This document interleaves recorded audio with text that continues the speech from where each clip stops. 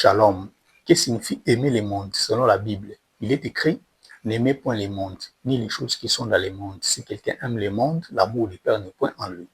1 Jean chapitre 2, verset 15. Et encore, celui qui veut être ami du monde sera ennemi de Dieu. Jacques chapitre 4, verset 4.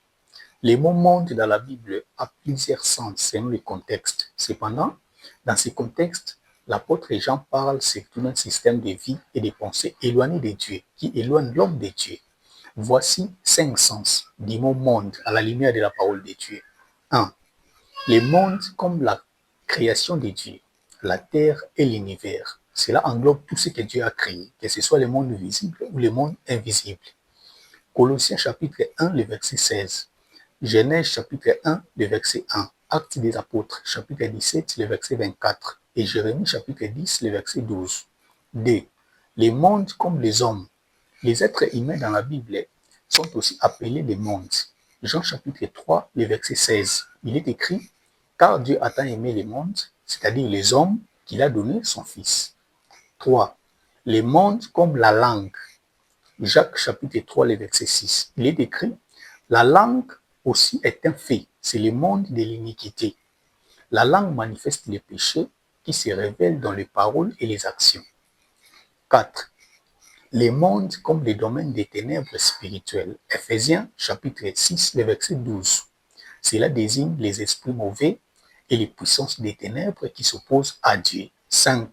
Les mondes comme un système de vie et de pensée éloigné de Dieu, dominé par les péchés et influencé par les puissances spirituelles qui s'opposent à Dieu. 1 Jean chapitre 2, le verset 16. C'est l'essence principale de ces messages. Jean parle d'un système dominé par les péchés que les croyants ne doivent pas aimer, ni les choses qui en font partie.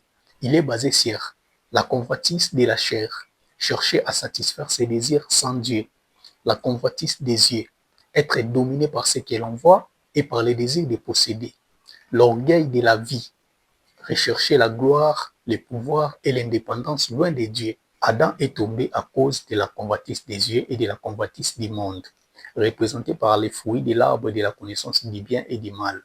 En voyant que l'arbre était bon à manger et qu'il les rendrait comme Dieu, ils ont désobéi à la parole de Dieu. De même, Lot a aimé les plaines fertiles du Jourdain et s'est séparé d'Abraham. Ce choix-là conduit à Sodome, symbole du monde et son système corrompu que Dieu a détruit.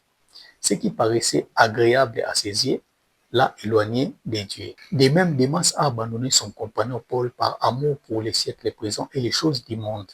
Les croyants doivent garder la parole de Dieu jusqu'à l'avènement du Seigneur qui est proche. David a dit, je retiens mon pied loin de tout mauvais chemin afin de garder ta parole. Ils ne doivent pas faire entrer les habitudes du monde dans l'assemblée de Dieu.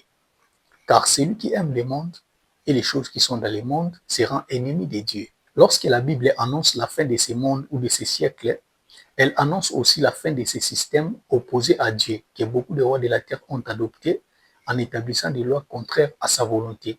Durant les règnes de 1000 ans de Christ sur la terre, ce système prendra fin, car le diable qui influence les nations sera lié pendant 1000 ans. Les croyants régneront avec Christ sur la terre avant d'entrer dans la félicité éternelle. Errez les morts qui meurent désormais dans le Seigneur. Errez aussi ceux qui croient, gardent les commandements de l'agneau et ne se livrent pas aux choses du monde, ni aux relations contre nature, car le Seigneur Jésus-Christ revient bientôt. Comme au jour de Sodome, ainsi sera le jour du Seigneur. C'est pourquoi les croyants sont appelés à veiller, à demeurer dans la sainteté et à persévérer jusqu'à son avènement.